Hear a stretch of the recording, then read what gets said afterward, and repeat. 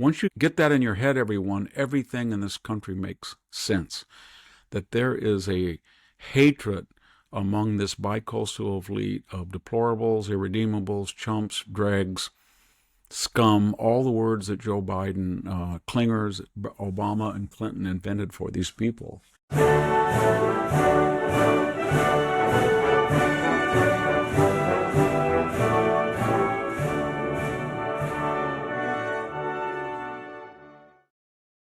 Hello, ladies.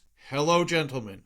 This is the Victor Davis Hanson Show. I'm Jack Fowler, the host. You're here to listen to the star and namesake. Again, that's Victor Davis Hanson, who is the Martin and Ely Anderson Senior Fellow at the Hoover Institution and the Wayne and Marcia Buskey Distinguished Fellow in History at Hillsdale College. He is a best-selling author. He is a classicist, a military historian, a farmer. He's everything.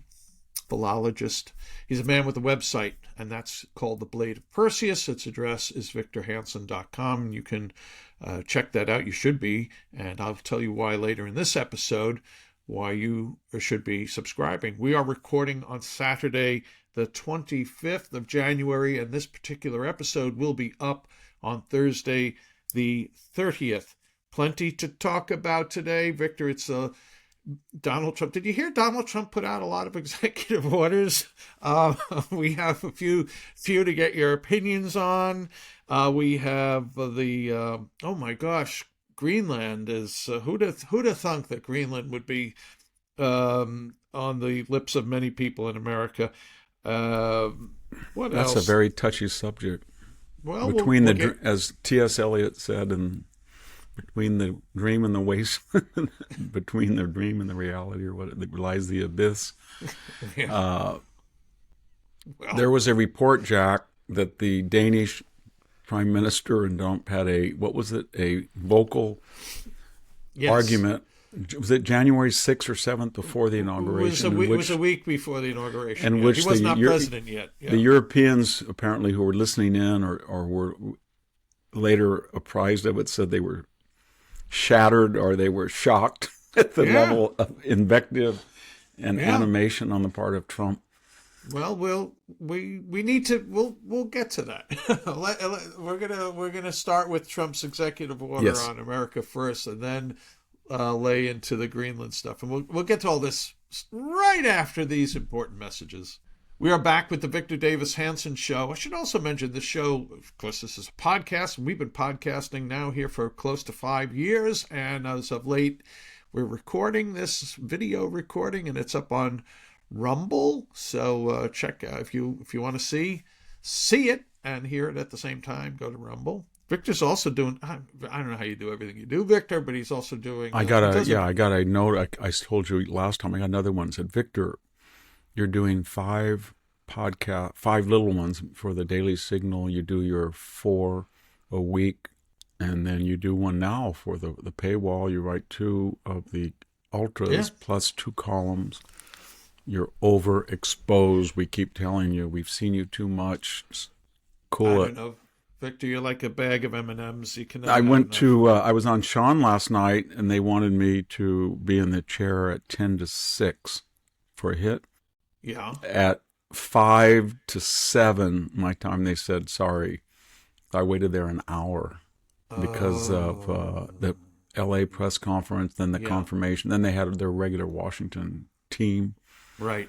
So it's very hard to sit still and my studio heater went out, so it was freezing cold. And you're doing it with Fox out of the kindness. I try to do it no more than 3 times a week. Yeah. I don't get paid for that. I don't want to be paid for that. I just want to be able to say what I feel. And not that you can't if you're paid, but people sometimes have that impression. Yeah, well, strings attached are strings attached. So, Victor, let's get your thoughts, Mr. Overexposed. Let's get your thoughts on Mr. Overexposed.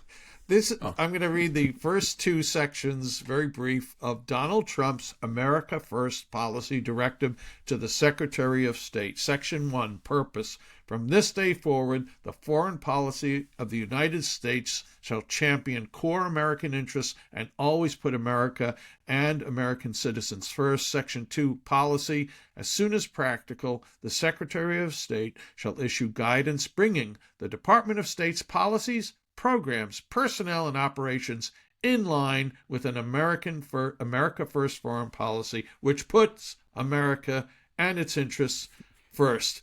So who could disagree with this, Victor? Can we count the people? Yeah, please. He also said in an ancillary executive order that only the flag of the United States shall fly, or from United States, or it's going to hurt the Black Lives Matter flag. Yes, no more pride flags.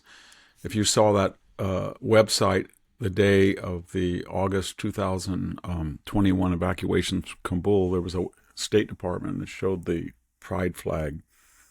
Whether it was actually on the embassy, I don't know, but it was on their website. So I mean, you're right.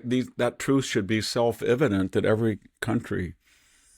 You know, I think I told you this, Jack, but this is very funny to show that. I mean, it's not like Barack Obama. If we were here and we were having this conversation in 2009, remember they asked Obama, "Do you think your country is exceptional?" Well, it's exceptional, but it's in the way. Greece thinks it's exceptional. Maybe Britain thinks it's exceptional. Everybody thinks they're exceptional, so we're not exceptional. That kind of attitude. And then he went to Turkey on the apology tour. Every time he opened his mouth, it was, "We stole the land from the Native Americans. We had slavery." That's all over with. And this is, I wrote some very critical things of China. The Chinese consul showed up at my office, asked to set me straight. Luckily, I had one or two people there. It turned out to be Miss Fang Fang. I didn't know that at the time. Only later, when I saw her picture, did one of my assistants and I conclude that it was Fang Fang. But man, she came in the tightest Levi's with knee boots and sunglasses hanging from her blouse opened, and wanted to give me a gift. But anyway, the point, give old Skeletor a gift? I don't think so. But anyway, so she said something that I'll never forget. And she said, "Every nation thinks only of themselves first, and your nation doesn't. So when we have overflights into Japanese land, airspace, or sea space with our boat, you don't do anything until we go way in. Then you do something. So why are you doing this? Because no nation does not consider its interests first." And I said, "That's debatable. Barack Obama's president." And then she said, "Maybe it's a trap. It's a trap. You want to encourage us, and then you'll just trap us in the act of being too far in." I said, "If you want to believe that, I'm not going to disagree." But her point was that during the Obama administration, as an enemy, she didn't think that the United States put our interests first. And I think I'll just be very quickly, and I'll show you what I mean by the Mexican government. The Mexican government, Jack, we had two developments that just happened. A hiker walking along the border with another hiker, American citizen on American soil, was shot in the leg and could have been killed by two cartel gunmen that were in the United States, had crossed the border with impunity, apparently.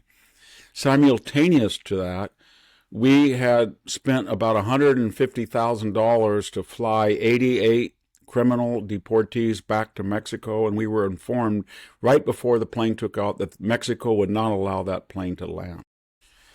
I think those two incidents, not that they're connected, but they reflect an impression in Mexico that Mexico thinks that the United States does not put its interests first.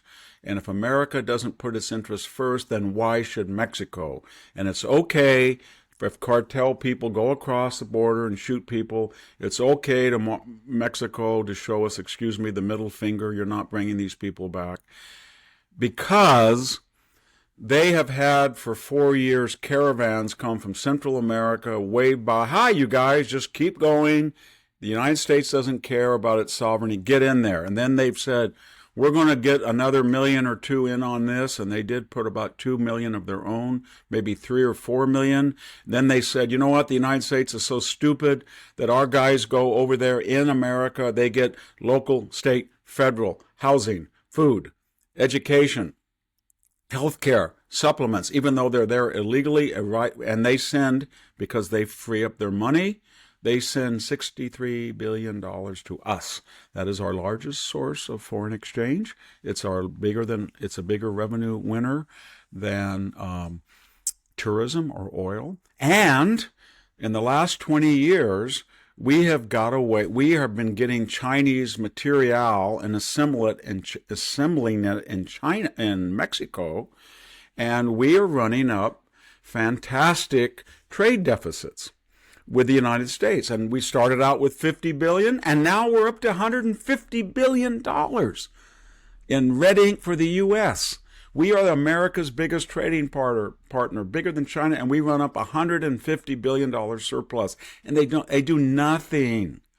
And that's not counting the $63 billion that our people suck out of the economy and send home, and that's not counting the multi-billion cartel profits that are absorbed by the Mexican economy by selling fentanyl disguised as prescription drugs or other less lethal gang, because nobody in their right mind would take a fentanyl pill unless we, lace other things with it. And we kill 75,000 people a year from fentanyl. And over 10 years, we've killed more people than Americans lost in World War II, 450,000, 117,000 in World War I, 37,000 in the Korean War, 56,000 in Vietnam. We are the biggest killers of America than all the other people in the world and all of the 20th century wars. And they do nothing. They welcomed us in. Mr. Mayorkas welcomed us in. And if you have that attitude toward us, then of course the cartels can go by and just shoot somebody on sight. Or of course Miss Scheinbaum can say, don't dare you know what we should do about all this? We could stop it, and I think Donald Trump is going to do this. We could stop it in 4 or 5 easy pieces. Number one, we don't care who you are, whether you're a citizen, illegal, you're a Greek, you're an Italian, you're Victor. You send any money back to Mexico, we slap a 20% excise tax on it, on that remittance. And that would earn us $12 billion a year. And we keep it on until the attitude of Mexico changes and there are no more illegal. Then number two, why are we taking an expensive military Osprey that costs hundreds of thousands of dollars per flight to deport? We just have a port of exit. We just take a big point out of the wall. It has a swinging door. We bus people by the thousands every day, and we give them a backpack. And in it, it has aspirin, it has water, it has food, it has all of the numbers of their particular countries, consuls, everything. Mexican people, who to call, and we open it up and we say, "Put you please there," and Mexico will facilitate, just as they facilitated your exodus out of your country and influx into America, so will they facilitate your walk home. And that's number two. Then number three, we say to Mexico, and notice what I'm not saying. We don't yell, we don't scream, we don't insult them. We do this like Donald Trump did very well with the people in the LA fire when he had that press conference. We said, we like Mexico. Remember Trump spoke to Davos and he said, we love America. We love Europeans. We love Europe. We're just trying to be the leader and have you guys help us. We love tech. We love tech. You guys should join us. We're your best friends. So he just says to Ms. Scheinbaum, we love you people. You were a Berkeley scholar. You love this country. We do too. Remittances, we didn't want to do it. We were forced to. You can reverse it any day. Oh, we sent 20,000 people this month back to Mexico. It was not, it's just a fraction who you sent in. We can work on this. And, you have a $150 billion surplus and you're deliberately using Chinese imported stuff to assemble? Well, we can do that. When you get down to zero and we have zero, we'll be friends and you'll like us again. And he could do that so simply, and I think he will do that. But the point is that they will respect us. They will say, you know what? They think about America the way we do about Mexico, and we respect them for that. But now they're like Fang Fang. No country would do that. No country would take 12 million people in 4 years. No country would take felons. No country would destroy their own border. No country would say, 75,000 people dead from Mexican imported fentanyl. That's just collateral damage. No country would do that. $150 billion while Americans are losing their jobs with a trade surplus from Mexico, given what they're doing to us. No country would do that. So we just have to speak very kindly and softly and carry a huge club and not get loud and carry a twig. President Trump did issue an executive order on the cartels, yes, declaring them a terrorist. He did. He and this is why I said this is why I didn't just put words into his mouth. Donald Trump said an executive order to begin. I'm pretty sure to stop catch and release. So you're not going to catch anybody and just say, here's a little ticket, show up. And when we know 2 million people will never showed up. And he said, if you want to be a refugee, you apply in your own country like every other country. You just don't fly into France and say, I'm a refugee. You apply from Somalia. And I think he's made it clear whether that was an executive order, I'm not sure, but he's said that the wall will begin immediately. So he's already taken measures. I just hope that he taxes remittances, and I hope he stops the expensive flights that the Mexicans hold hostage by not allowing us to land. When they came by land, and so they shall pass through by land. Yeah. Why we didn't? Another thing, Jack, he did. This was very important. I say that every once in a while, which unfortunately is more often, you get delayed going into Fresno Air Terminal. You go in there after 12:30 or 1 on a late flight, and it's the busiest period of the day. Yeah. There's hundreds of people there coming in from 3 different cities, direct flights from Mexico, and I've talked to them, and they have an app, and that app says that they have applied for temporary asylum or something, and that allows them, without any background or any passport, to get on those planes in Mexico and fly. He canceled that app program. So I think those flights, if I come in, because I'm going to Chicago for a Bradley meeting this weekend, if I get delayed, which means I'm on United from Chicago, so I will be delayed, the airport will be like it was for most of my life. After 2 o'clock in the morning, there's nobody there. Not the busiest time of the year.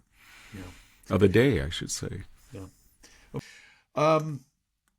Victor, it seems maybe like it's I don't want to diminish this, a comedy thing. America wants Greenland. America's fighting with the Dutch or Danes or whoever the hell they are over Greenland. You're right. Wait. Whatever the hell they are, you're so chauvinistic about your Italian and Irish roots. I'm sorry. I am a Scandinavian, and I resent that. America's named after an Italian. You have to deal with that. I'm sorry, Jack. The Italians did not discover America. My ancestors did in Vinland. Oh, that's and they true. did it 500 years before yours. Yeah, well, tell it to Amerigo Vespucci. Recounting the tale that you mentioned at the beginning of the show about Donald Trump, this on January 15th, his phone call with the Denmark's prime minister, it was horrendous. He was very firm. It was a cold shower. Before, it was hard to take it seriously, but I do think it is seriously and potentially very dangerous, said a source. Donald Trump really wants America to have Greenland. Tell us what your thoughts are about this, Victor.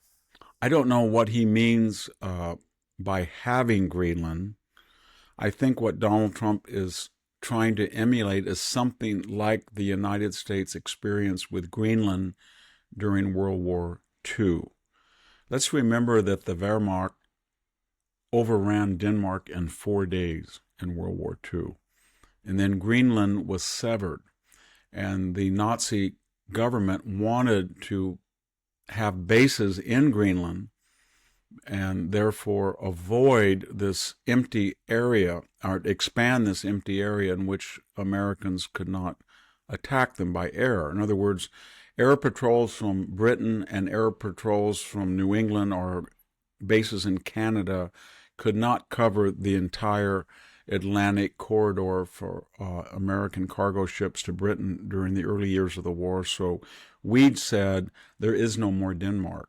So we're going to go in there and use Greenland as a base to fill that gap and ensure there's air cover. And that really stopped the U-boat threat. We used long-range B-24s, etc. So what Trump is saying is that these conditions have arisen again, and that China and Russia are in a race to claim the Arctic, as is going on with the Antarctic, and they are appropriating Greenland's airspace, sea space, and northern corridors. And when you put into the matrix that we may have a Northwest Passage very soon, and I'm told that some ships can navigate it with some danger, but given the problems in Panama, and if it were to be opened, it might be just as quick. And the point that I'm making then is you don't want Chinese and Russian ships blocking that or using that in the way that China is trying to squeeze the Panama Canal.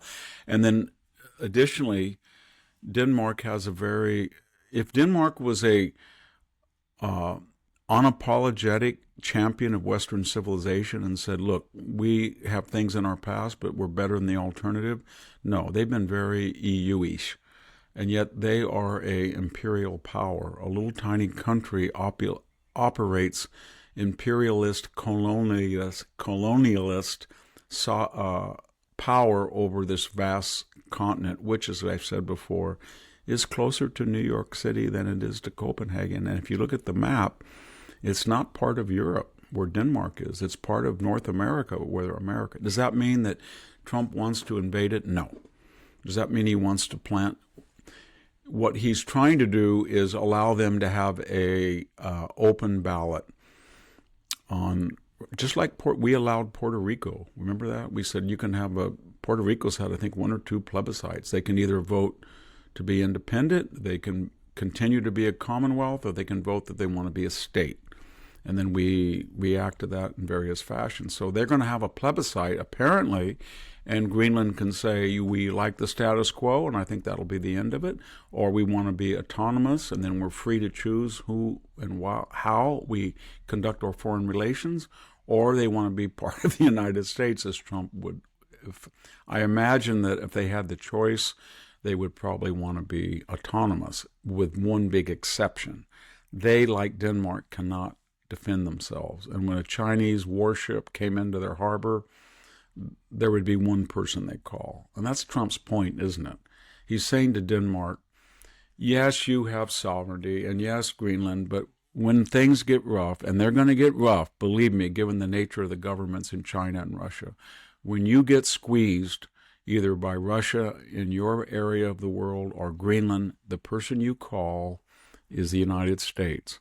We know that because it happened in World War II. We know that because you were not part of the Soviet bloc because of NATO, which was an American-run and subsidized operation, and we know it in the post-Cold War. So we want to have certain concessions. We want more access to bases, and we want to have our companies pay a fair price of royalties for mineral extraction or whatever. And that's what he's talking about. And of course, by Trump, art of the deal, you say all what I just said in very sharp terms. Then they get shocked, and then you get down to the real business, and you get 55% of, I want the whole continent, I want to swallow it with a big American stomach. That's not going to happen. But that's part of the bargaining technique. Yeah. Well, it's a little hard to take Europeans when they have the wherewithal to pay 2 to 4% GDP on military, and then they don't do it, and then they expect us, and then they ridicule us as sort of crass American legionnaires that are under the direction of Socrates and Greek philosophers, and it gets tiring after a while.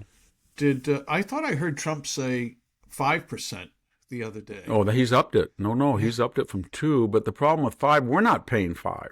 Yeah. I think we're 3.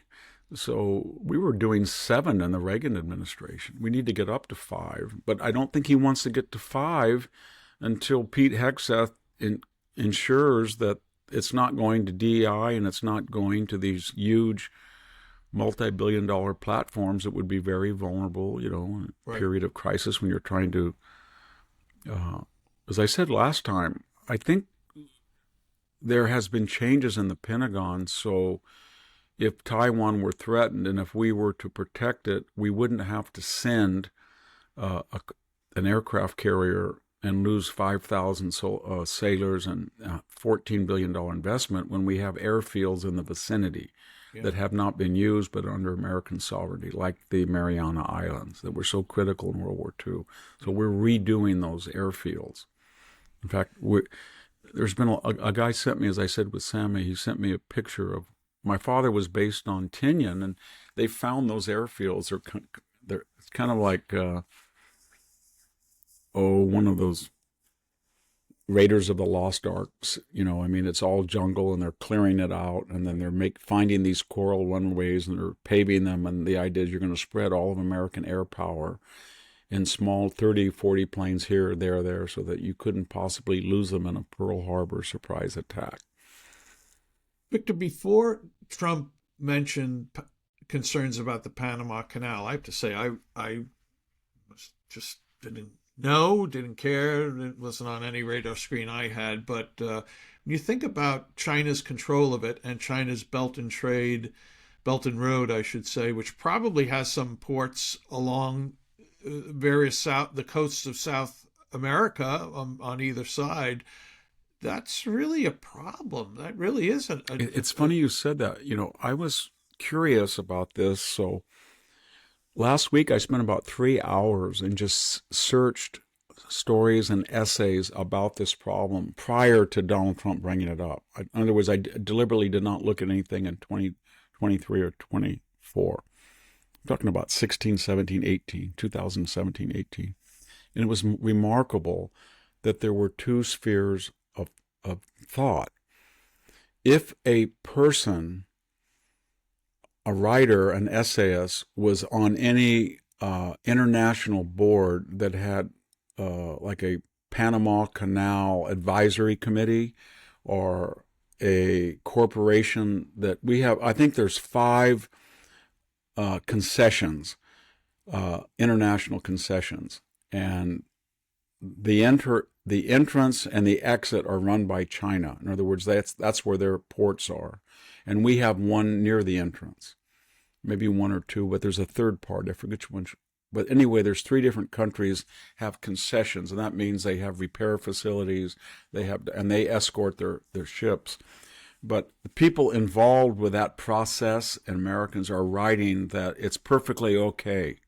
Don't fault the Chinese, that we're involved, we're here.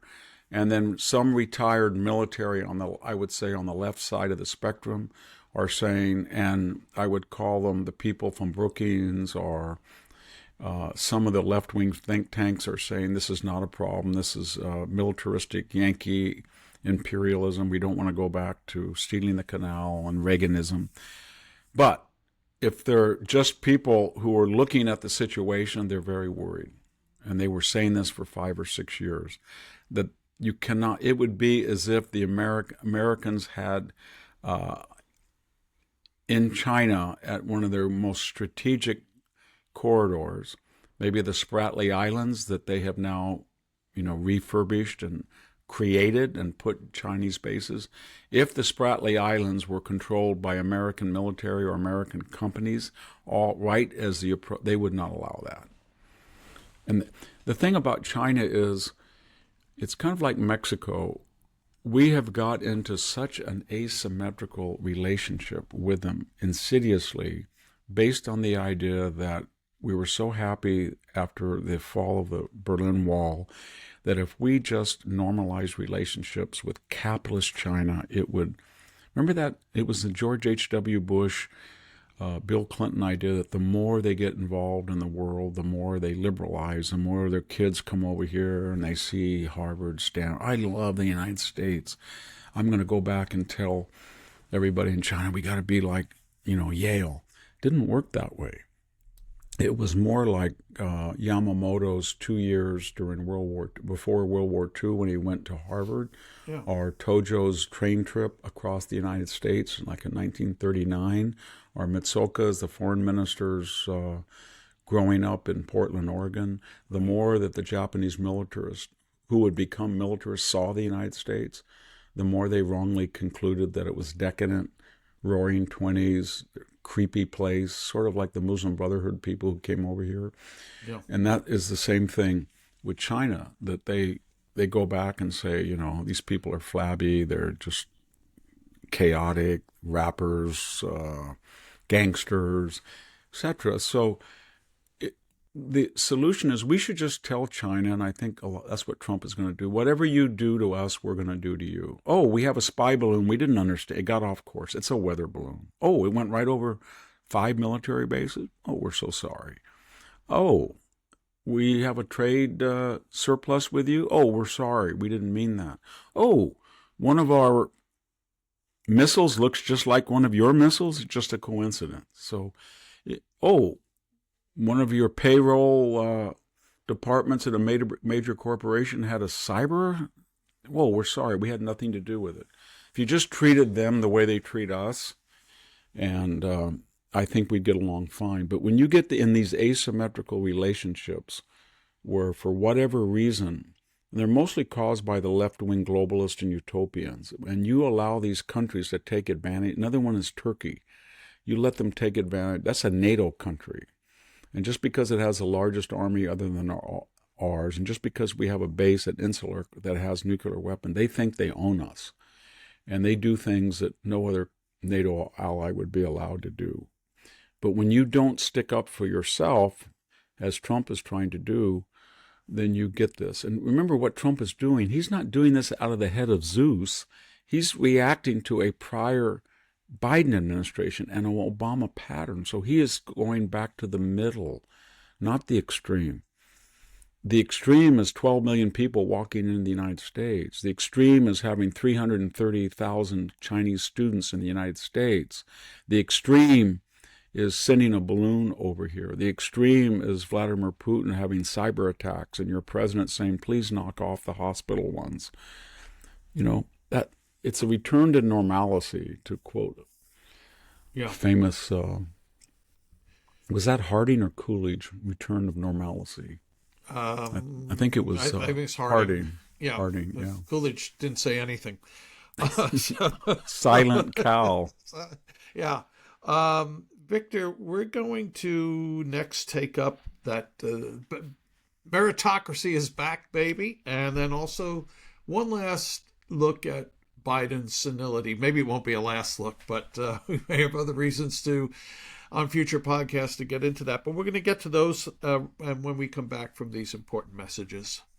Hey, folks, we are back with the Victor Davis Hanson Show. We are recording on Saturday, the 25th of January, and this episode is up on Thursday, the 30th. God only knows, and he does, what is going to transpire between today and Thursday. I'm sure there'll be a ton of shocking news, but then Victor and the great Sammy Wink can discuss those on their 2 podcasts that they record the end of every week. I wanted to mention one last thing on the Panama Canal. I want to recommend folks to Google, search however you do it, William F. Buckley Panama debate. Now, Hoover owns the old firing line archives, and they have let this very famous debate was Buckley against Ronald Reagan. And I'm sorry on that, Jack, but your hero was on the wrong side of that. I know he was. I know. Yes, yeah. Well, my hero was also Ronald Reagan. Yes, but I know. It's a fascinating look at. But Buckley, his family had concessions in Mexico, didn't they? And didn't he speak fluent Spanish? Well, yeah, actually, Bill's dad knew Zapata, and Zapata, yeah, and yes, so they had oil. Actually, was around the world eventually, but originally in Mexico, then in Venezuela. And Bill's first language was Spanish, and second language was French, and then his third language was English, which is why he kind of spoke in this very interesting way. Some people think he was more like Thurston Howell, with some kind of country club accent, but no, Bill had an eclectic linguistic upbringing. But yes, he was on the wrong side of that issue, Victor. So meritocracy. Let's get your thoughts on this, Victor. Donald Trump, the president of the United States, issued an executive order titled Reforming the Federal Hiring Process and Restoring Merit to Government Service. Here's a little clip from it. But current federal hiring practices are broken, insular, and outdated. They no longer focus on merit, practical skill, and dedication to our Constitution. Federal hiring should not be based on impermissible factors such as one's commitment to illegal racial discrimination under the guise of equity, or one's commitment to the invented concept of gender identity over sex. I love that this is in an executive order, this language. Inserting such factors into the hiring process subverts the will of the people, puts critical government functions at risk, and risks losing the best qualified candidates. Victor, this is a tremendous executive order, and it's been amplified in other ways about merit. I love, again, the language here. Victor, what are your thoughts on the return of meritocracy to a nation based on meritocracy? Well, one of the arguments of the early, what predated woke DEI or affirmative action was, well, what do you guys care about classics or English? They're not doing it in brain surgery, and they're not doing it in the FA, and then they were. So the argument is every element of our existence now is subject to what I would call a commissariat. Commissariat just a term that suggests, like the Soviet Union, that ideological purity was used as a criterion instead of merit. And it had disastrous effects on the Soviet Union because of two things. Once a person is picked for their ideology, or in this case, their race, and I think, to be fair, I think ideology has a role as well as race and gender in this sense. Two of the smartest, I think I've said this before, two of the most accomplished scholars that I have met, and when I got to the Hoover Institution, it was clear to me that they were preeminent, were Shelby Steele and Tom Sowell. And I quickly discovered in the way that the university treated them, or the way they were referred to, they were discriminated not by race, but by ideology. In other words, nobody is more discriminated in the United States than a conservative scholar. And I can tell you, when I first got there, I met two other scholars who were African American, Condoleezza Rice and Chiron Skinner. And in terms of articulation, vocabulary, symphony of syntax, they were outstanding in the way they spoke and reasoned. And I can tell you, at that point, I walked into the Hoover Institution and I tiptoed through red paint, Jack, in 2009 to my office, because Condoleezza Rice was coming back and the Stanford student said she had blood on her hands from, I wrote an op-ed. People forget that she was, when she was trying to negotiate, a Palestinian newspaper portrayed her as a primate in a tree in the most racist fashion possible. And then, if anybody had, Chiron Skinner is a very brilliant scholar, also African American. So my point is that when I got to Hoover, there were these four preeminent scholars, and they were pretty much the marquee scholars in various degrees. I mean, not that everybody who was smart was African American, but it was clear that if you wanted to have a engaging conversation, you would have no more engaging with those four. Okay, but they suffered discrimination because they were labeled at that time conservative, and so that was anti-meritocratic. What I'm getting at is, I think Shelby Steele would have been president of Harvard University, and I can tell you that's true. You know why? He had a twin brother that looks exactly like Shelby Steele, but who is a hard leftist. but has not written nearly as much as Shelby. But he has been offered jobs and highest jobs, the head of the Center for Behavioral Studies, the deanship, provost, etc. And that really shows you what I'm talking about. So why did we get to this situation? Why would anybody in the world say that this pilot is not the person with the most hours behind the wheel, or this general got promoted not because his planes had the fewest or admiral, the fewest missed landings on the carrier? Or why would this professor get this billet like Claudine Gay, who had plagiarized and published nothing? And so for 40, I'm 71, I started in graduate school at 20, so for 50 years I've asked myself, the only way I can explain it, Jack, is to capture to the best of my imagination very quickly this conversation I've had 1,000 times from the left. And it goes something like this. Well, Victor, quote unquote meritocracy is not meritocracy. It's a construct that you, of a privileged white male upbringing, have created artificial rules and regulations that other people of color and sexual orientation and gender obviously have not had the same experience. So you weighted this system to reward your background, your culture, and your prejudice, and then you called it, quote, quote,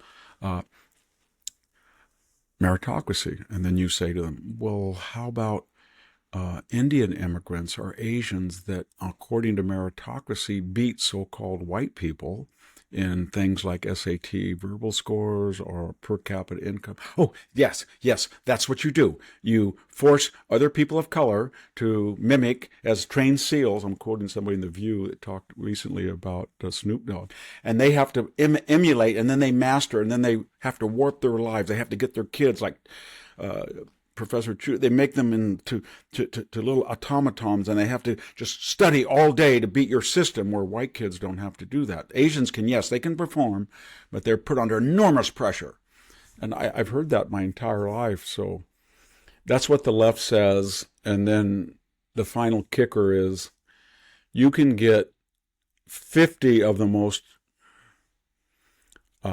left-wing professors, and you tell them, we're going to fly a United flight through a lot of storms over to Europe, and we have a choice from somebody who has more experience, hours behind the wheel, and has higher ratings, and somebody that was picked more on, they're probably just as good, and there's a bottom line they both have to meet. Which do you want to go?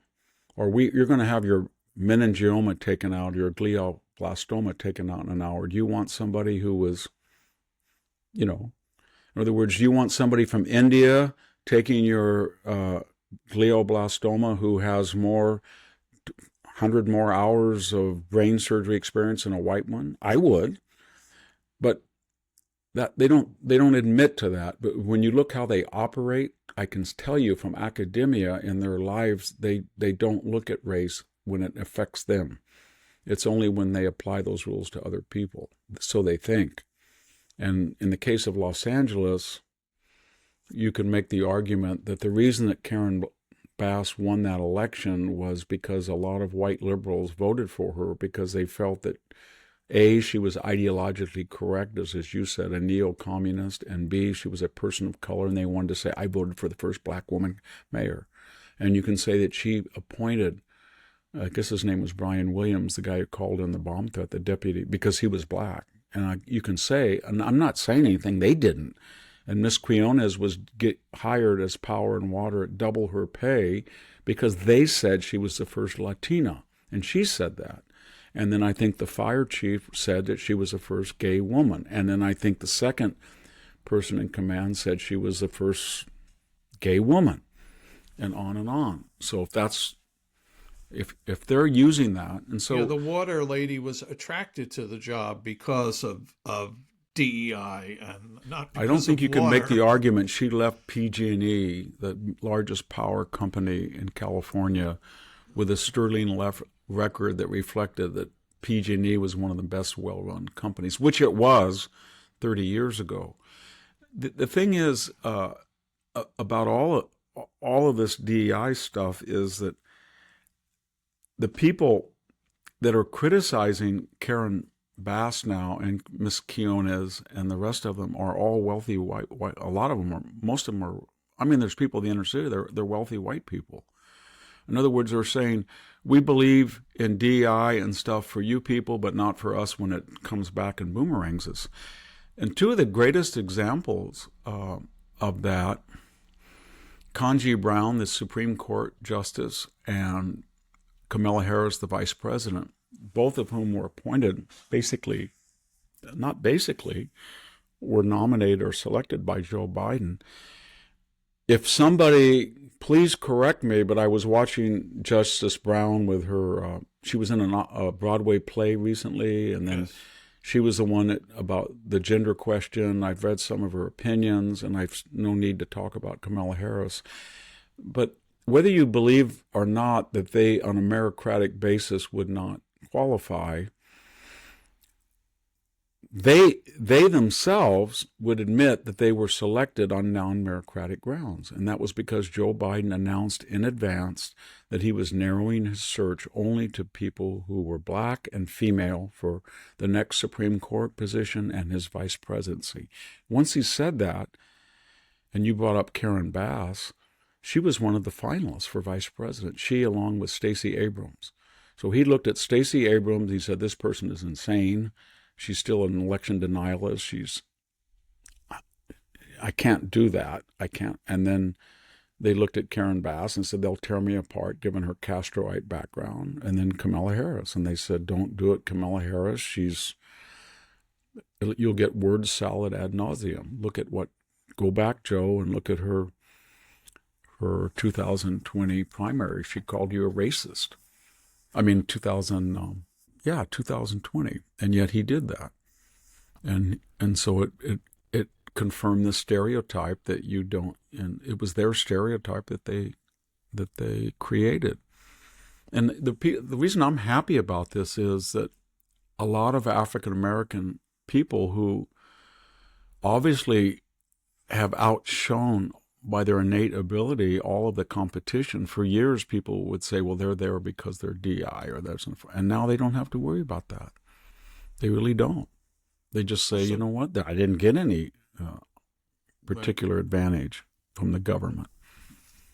Well, but another thing, just to finish, sure, you're talking about 1964, 1965 until now. So you're talking 60 years. And we're into generation 4 almost. It's going to be very hard.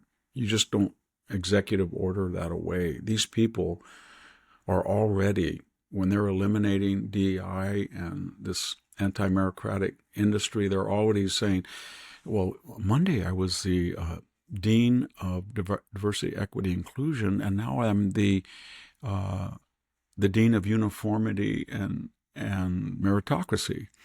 And yes, I was promoted to full professor with only one refereed article, but I'm not really, I wasn't really a full professor. I was just, this is what they're doing. They're trying to contextualize everything, change the language, because it's going to be what we're talking about is the most massive dislocation really in government and academia and the corporation in our lifetime, because you're saying to hundreds of thousands, if not millions of people, in the case of DEI, you're not going to have a job because you are there just to enforce racial quotas, and there are no more racial quotas, and you have been trained since undergraduate to major in these subjects, and we don't find how we can use you in a parallel position because you're not a chemist, you're not a mathematician, you're not a historian. In many cases, not all. And then in addition to that,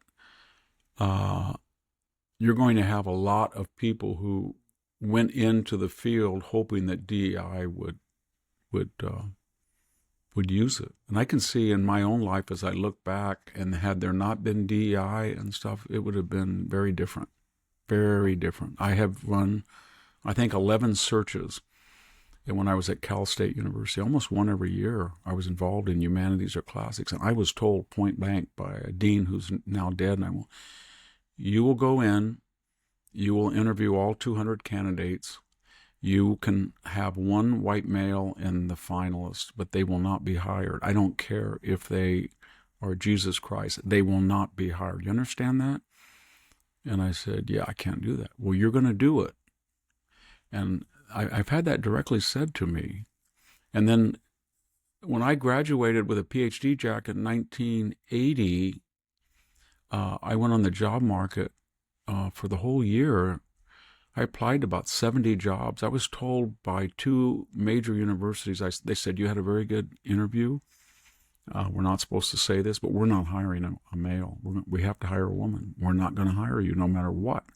I said, well, my PhD is going to be published. We don't care. I'm just telling you, we're not going to hire, so don't sit by the phone. And I didn't get a job. I wasn't even interviewed only 2 times. And I had finished the Stanford exam and process for PhD in 2.5 years and taken a year to go to the American school. And this story was repeated by almost every white male I knew. And the idea that what was even more pernicious, all of the white males who came out of the post-war era, what was so weird is the architecture of affirmative action and DIE was really run by white males. And they were using a new generation, or people from a less prosperous economic background, from less prestigious schools, to use them as the guinea pigs and the lab rats for their own idea. We had a philosophy department that I think had 10 white males, and there was a white male who had been used by them, getting 1/3 of the pay as a part-timer with no benefits in those years, teaching the maximum numbers he could, and he kept applying. And he came to me, and I had just gotten tenure, and he said, would you help me? Nobody would help me. I said, sure. So I went and talked to the chairman. He says, well, we're affirmative action department, and we're not going to hire him. He's a white male. I said, well, look in the mirror. You're all white males. He says, yes, and that's why we're correcting. We're not going for the next 4 billets. We're not hiring any white male. I said, what if they're preeminent? We don't care. I said, well, why don't you resign? You've been here 26 years. It would be a very good point. You've got a very good retirement, and you could hire at the senior level.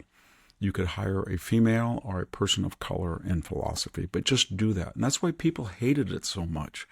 The subtext of this whole anti-meritocratic discussion is that working class white male, this is the version of neglecting East Palestine and the Carolinas when they have problems. Nobody wants to go in there and help those people. The same thing under affirmative action, DEI, woke, inclusion, all of that. It is aimed at working class, a white guy who does really well. He gets straight A's at Cal State Fresno. He's the best historian. And then he finds out that Harvard, Yale, Stanford doesn't want another white male, especially someone from Cal State Fresno. So then he goes to University of Ohio, and he does wonderfully there.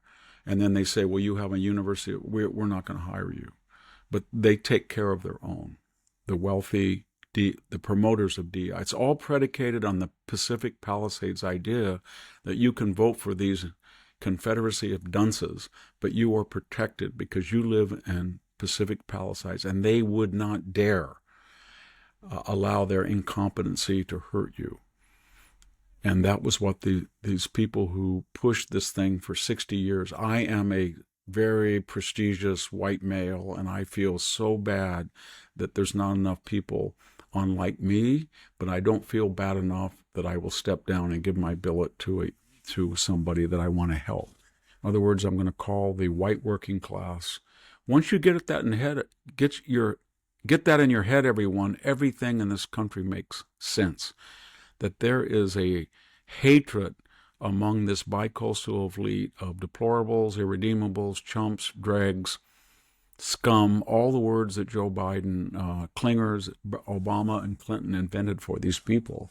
And they're talking about working class white males in large part, whether in the military or in academia. And those people lost out. They really did. And so I'm glad to see it over with. But I don't. It's going to be very hard to dismantle. Well, it's the end of the beginning, right? Or yes, maybe, is that because you see, if we have a war overseas or we have something, Donald Trump was. Let's just be honest, Jack. He was headed for a massive win in 2020. Because if you look at the month of November of 2019 and you look at unemployment and GDP and inflation, the economy was running about 2.5% to 3% growth. The unemployment was like 3.5, and the inflation rate was 2%. And we were just booming. And then we had the COVID the COVID panic, the lockdown. It was a trifecta, three things: the COVID infection that got everybody acting crazy, and then the lockdown. We've never had that before. And then we had the George Floyd death and the wokeness. And then maybe I can add a fourth. In reaction to all that, the left stepped in and they said to themselves, we can really do stuff. And I'm quoting Gavin Newsom literally. This is an opportunity for a more progressive capitalism. I'm quoting Hillary Clinton word for word. This is an opportunity for single-payer health care. They looked at this as a Rahm Emanuel, no major crisis goes to waste. And they changed the voting laws from 70% voting on election day in the swing states to 70, almost 70, and some in California more, but in the swing states, 70% not voting on election day, as the rejection rate for wrong or inauthentic ballots fell from 4 or 5% to about 0.3, even though the double the number of the influx. So when you look at all that, we got into this situation because of that. Donald Trump had have been president, he would have won. There's no doubt in my mind, and we wouldn't have had any of this DEI. But what I'm getting at, this can happen again. We can have another COVID. We can have a national trauma. We can have a 2008 meltdown. And that is when the left takes power. Under normal circumstances, people do not want to vote for this, whatever you want to call it, the progressive project. Yeah. But you get the Iraq War, or you get the 2008 meltdown, or the COVID, and people get paranoid, or they will turn to an FDR and a Great Depression or something.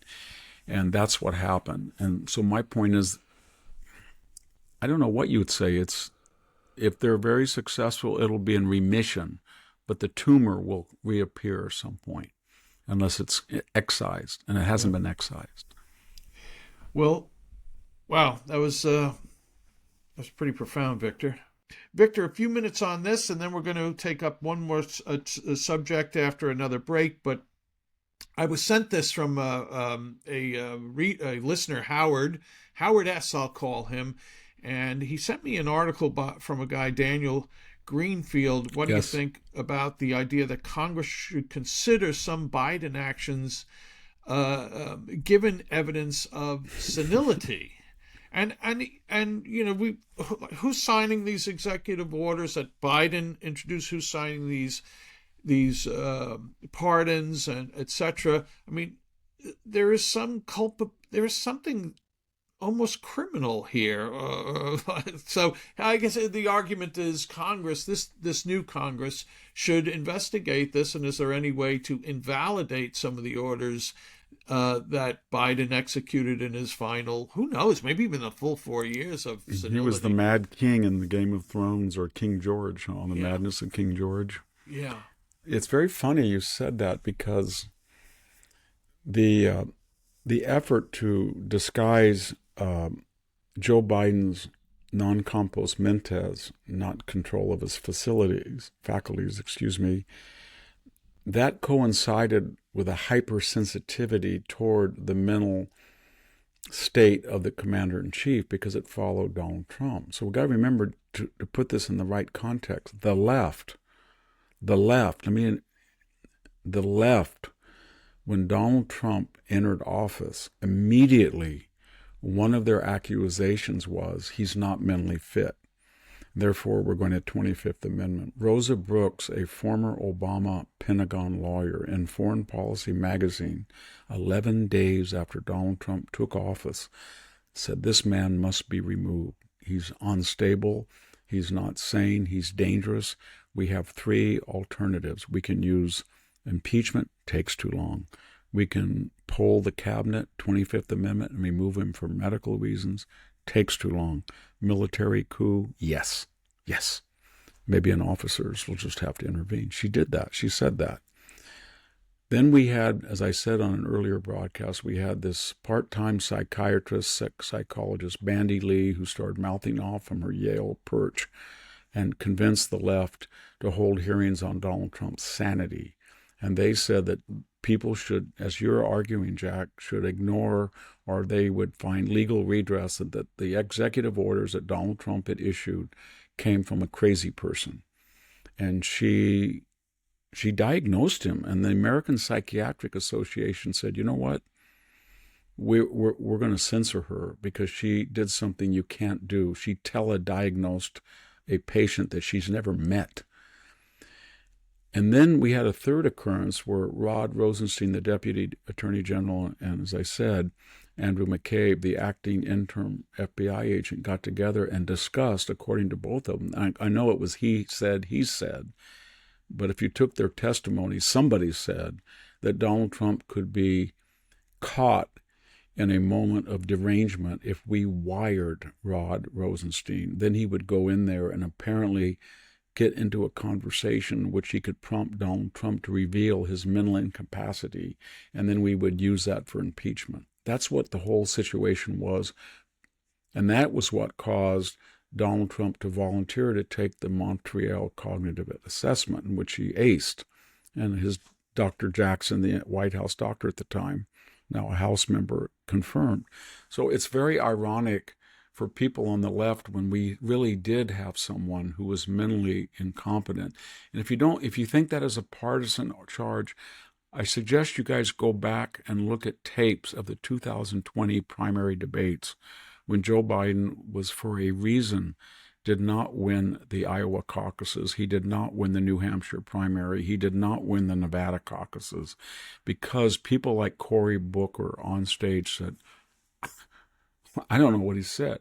Trump said that in the debate. Somebody said, would you reply to Joe Biden? He said, I don't know what he said. Cory Booker was the first to do that. And every one of those candidates at one point or another said that Joe Biden on the stage was not cognitively fit. So they not only flipped from being custodians of presidential capabilities and mental faculties, but they went from enablers of dementia only for political reasons. And then I think on the case of Biden, Jack, you got to remember that, and I know you do remember, it wasn't just that they knew that Joe Biden was mentally unfit. They liked that fact because they wanted to vote for Bernie or Elizabeth Warren or Cory Booker or the Julian Castro or Pete Buttigieg. That's where their heart was, on the left wing. And they had more support than Joe Biden because the voters had seen Joe Biden. They didn't like him, and they thought he was cognitively unfit.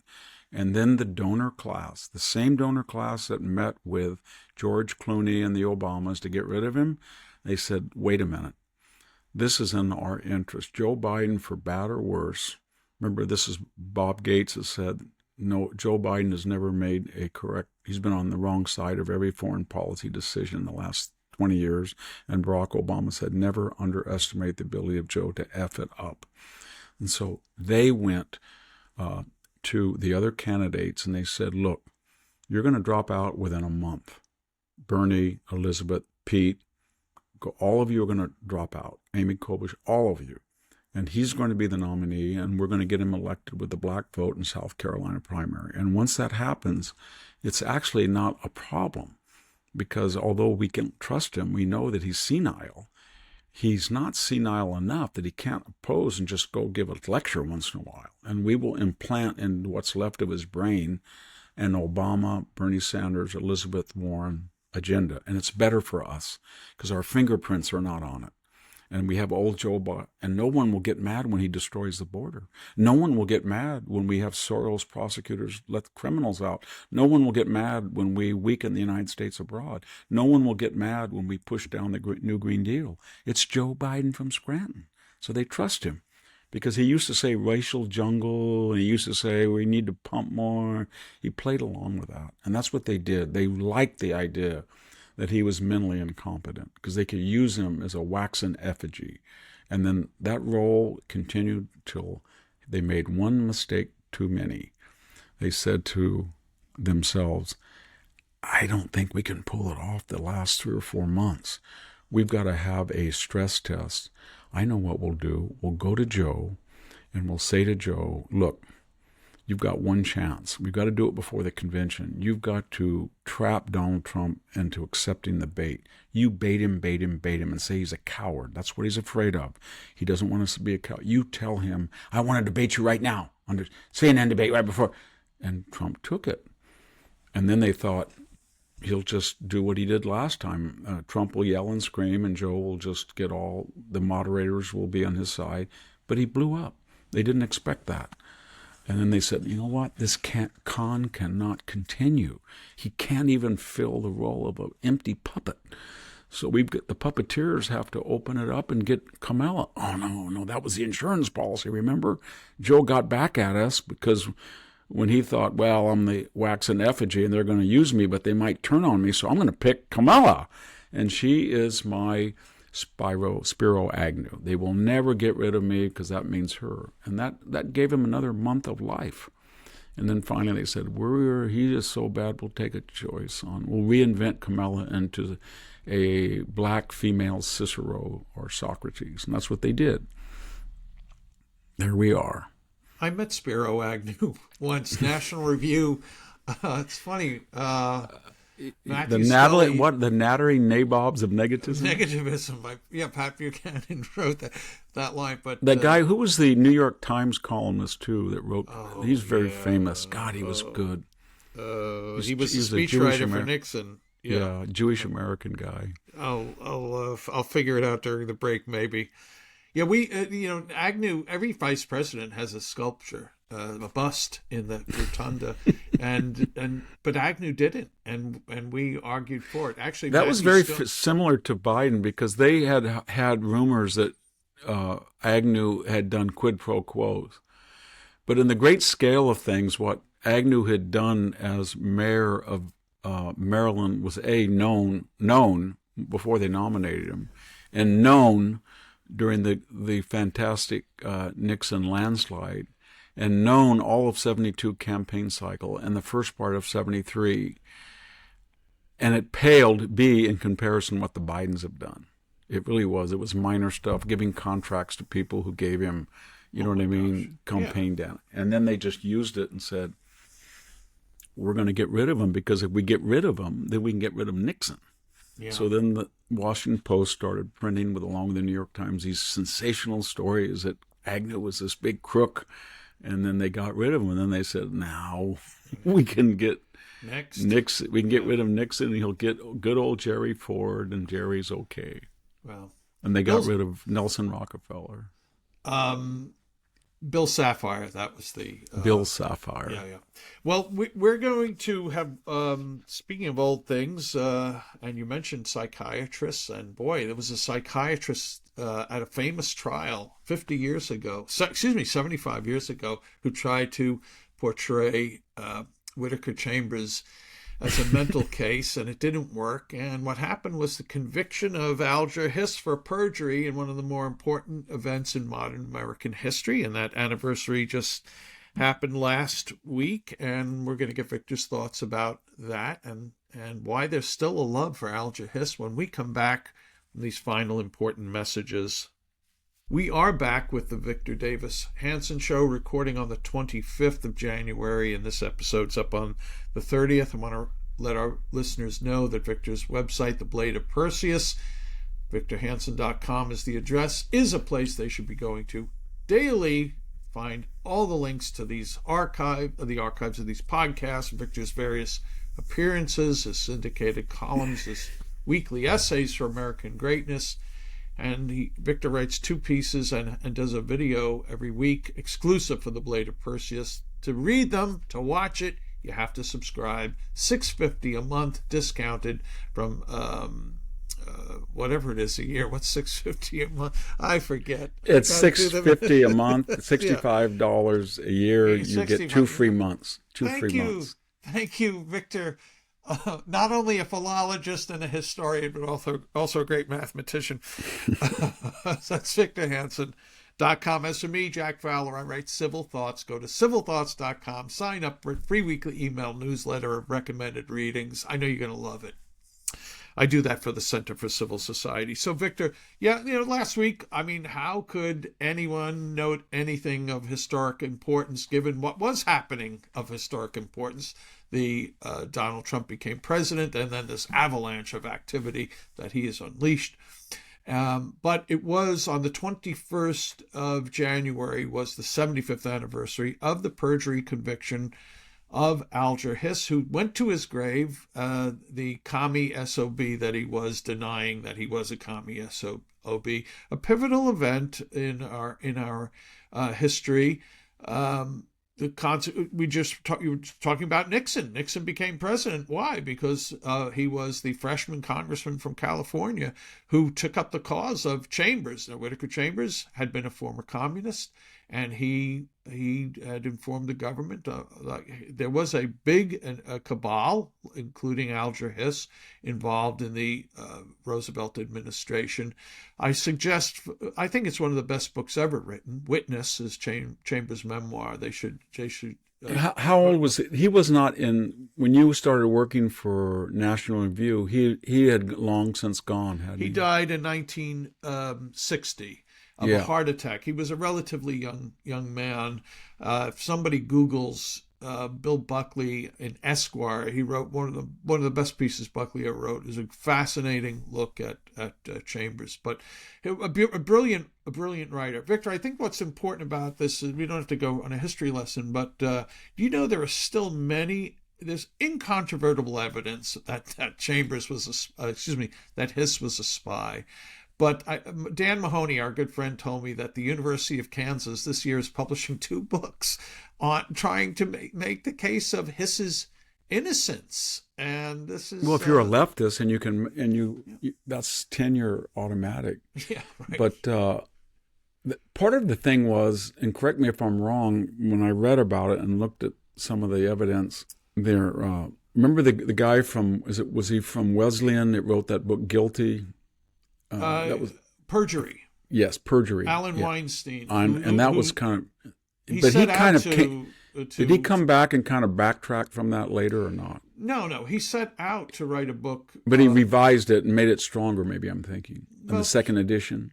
It's possible. I don't know that. But the thing was, when you read it, it was actually more of a cult. Wasn't, and correct me if I'm wrong, wasn't Whittaker Chambers kind of plump? He had bad teeth, kind of homely. Yeah. Kind of slovenly dressed, and Algier Hiss was sort of like a genteel New England aristocrat. He's the pinup boy for the elite. Yes. He had his trial. He had Supreme Court justices and Secretary of States. He looked like Averell Harriman. He did. Harriman. Yeah, he did. Yeah. So a lot of it was that this person had all the right credentials, and he was a member of the protected class. And so what's so wrong with a childhood or teenage or 20s flirtation with Stalinism? That was their attitude. And this guy is a wannabe barging into our club, and he doesn't belong because he doesn't look right, he doesn't talk right. Yeah. And the guy who's barging in the club is 10 times smarter than this dunce Algier Hiss. But it was funny, it touched where I work because the Hoover Institution started out in 1919 as an archival depository for all of this philanthropy that Herbert Hoover had done in the post-war European on food relief. He'd saved over 8 or 9 million people in Holland and other places that were starving after World War I in Germany. And one of the things that came out of that is he was a fierce anti-communist, and that coincided with the white Russian exodus. White, everybody, does not mean race, but it's in contrast to red. It's an ideological term of czarist, or and anyway, Herbert Hoover had been a genius, self-created. He had been an orphan, and he created this mini fortune in mining, along with his brilliant wife. In any case, he was able to scour Europe and bring back seminal texts, not just about famine, but about communism and the people who had experienced it. And so he came back in 1919. He went to the Hoover Institution, Stanford, which he had been the first graduating senior from Stanford. And he was an orphan, I think, from Oregon or somewhere in the Iowa. Pacific. Well, he came via Iowa when he was adopted. He was adopted. Right. But in any case, he created the Hoover Institution. And from 1919, Jack, really until almost 1960, it was an archival repository. I think the tower was built in 47 or 48. And that's what it was. And the stacks from, I think it's level 4 to level 9, or just today, I've been in there, it's just mind-boggling. The elevator doesn't stop there, the main elevator. So my point is this: Hoover, who lived well into his 90s, was very proud of this. He was Commerce Secretary under Coolidge, and then he became president for 4 years, and then Depression. You know the rest of the story, but he was very close to some of the Stanford, Wallace Stirling, all of these people. But after World War II, the Hoover Institution had a lot of people with connections with Algier Hiss in the State Department. And this was a landing pad for people to work. And Hoover came in the late 50s, and he looked at this and said, this was not what I intended. This was supposed to be a receptacle for anti-communist literature, as well as World War I and World War II, revolution and peace, but in the context, and that was the mission statement, of free markets, individual liberty, and limited government. And these are Algier Hiss type people. He used that term. I never knew that. So yes, was a fellow he did. traveler. And so then he decided to make it a think tank. So then he said he got in a big fight with Stanford. And one of the fallouts of Stanford was, I'm not going to give you my presidential library. So the desk in the 11th floor is of Herbert Hoover's, and that museum next to my office is not his presidential. That is his Secretary of Commerce during Herbert Hoover, as I recall. His presidential library, as you know, is in Iowa. But he did something very smart. He said, I'm going to scour the country and find a young person who is a genius and very conservative. I'm going to make him a director of the Hoover Institution. Then they had a huge fight about the degree of autonomy, and it was never settled. But he staked out the nicest part of campus. And out of that, he picked Glenn Campbell, who was in his 30s. He was a Harvard PhD in economics, as I remember, and he was brilliant. I was a graduate student. I remember I wandered in there once, and I was in the lounge drinking. We snuck in there sometimes, and he walked in there, and he just said, who are you? And I said, we're graduates. Get out. Go back to where you belong in Stanford. But in any case, long story short, at that point, from 1960, basically the early 60s to now, that 65-year period, that was the second incarnation as a think tank. It was very small. It had almost no money, but he was there for almost 30 years. And then Stanford, it was just open warfare. So finally they kind of forced him out. But he had a young assistant who was supposed to be a caretaker, John Racian. And everybody said, you don't hire your assistant. This is now a prestigious. And John turned, the next year he was a caretaker, the next year. And by 3 years, people said, this guy's young too. He's he's an economist. And maybe he's not from Harvard, but he's really smart and he's personable. And he raises money and he's a wonderful person. And we're going to have him. So part of the unique challenges of the Hoover Institution was from 1960 basically to 2010, all the way to John's retirement in 2000. It only had 2 directors. So they never really worried about the relationship with Stanford. It had two conservative directors. It was an eccentric place. Nobody had really examined the relationship. And that was Herbert Hoover's doing, to keep that tradition that you had one person a long time who was conservative, and he ran it according to independent and autonomous rules. Then we lost John. He retired after 30. So we had 60 years of two people. And then we had another person come in whose name I won't mention. And then Stanford came in and said, you know what? This thing has been unaddressed. Even though there were relationships that were established between us and Hoover, we've got to take a look at this. And we need more joint appointments. We need less conservative. And that was the pressure that was put on in the years that John Racine left. But the point that I'm getting at in a windy fashion is Algier Hiss's people were what drove Herbert Hoover crazy. Yeah, well, Hoover, the archives, and this, Victor, Solzhenitsyn is the late Alexander. Yeah, he was there. He was upstairs right in the office above me. Yeah, he would not have been able to do the Gulag or many of the other books without access and use of the First year I got there was this kind of shrunken guy with a very thick Hungarian accent, and he wasn't coming in. And I was just from Cal State Fresno. I was 48, I think, and he came, and I said, "Excuse me," and he introduced himself as Edward Teller, father of the hydrogen bomb. Yeah. And then it was a great time when I was there, because that was the heyday when Tom Sowell, when I was first got there, he was in his early 70s, and he was very active. And then there was Milton Friedman, whom I debated. They had me debate him on immigration at a private restaurant. And then there were so many weird guys there that were really brilliant, that had been pariahs in academia. Yeah. And we were kind of a collection place in the United States. And they were really, and we didn't have a lot of money when I first got there. The island of misfit toys in its way. Yeah, it was a very exciting time to be there in your late 40s. Milton Friedman was terrific. Another National Review cruiser. I loved him. That very nice man. Well, Victor, we've come to the end of today's episode. I want to thank our listeners, especially those who take the time on Apple to rate the show 0 to 5 stars. And Victor gets 5 from practically everybody, 4.9%. Some people leave comments, and I'm going to read 2.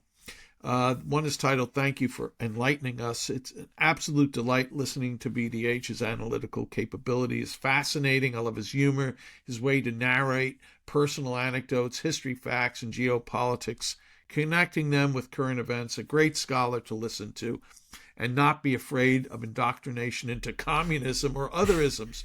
His experience in working the land, it also speaks of the integrity, honesty, and wisdom he learned there and applies it in his life in academia. It reminds me so much of my dad. I'm so glad I found your show." And this is from Valentina HR.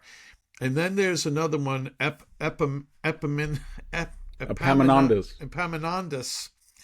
After a career, that's what it's titled, after a career spent in finance, I enjoy learning history from Victor. Admittedly, I did not pursue an adequate education in history as a young person. After reading a bit about Victor's hero, Epaminondas, I see many similarities between Victor and his hero. Epaminondas freed slaves from the Spartans. VDH is freeing the mind-numbed woke from their stupors. Thanks for the red pills, VDH. And this is signed Lillian777. We thank those two and everyone else who takes the time to write. Victor, you've been terrific. Thanks, folks, for listening. Check out Victor's website, Blade of Perseus, victorhanson.com. Sign up for Civil Thoughts at civilthoughts.com.